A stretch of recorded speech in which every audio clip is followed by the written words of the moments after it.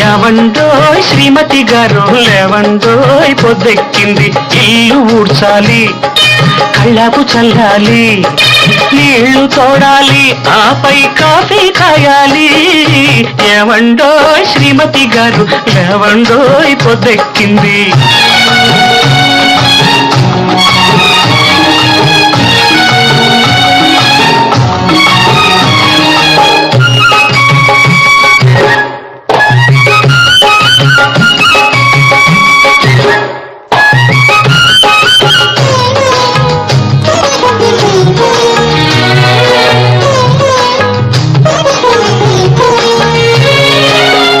అబ్బా ప్లీజ్ ఒక్క గంట అండి. గంట గంటని అంటూ ఉంటే నుంచి ఆకలి మంట మంట మంటని గిజగిజమంటే అమ్మా నాన్నతో తంట.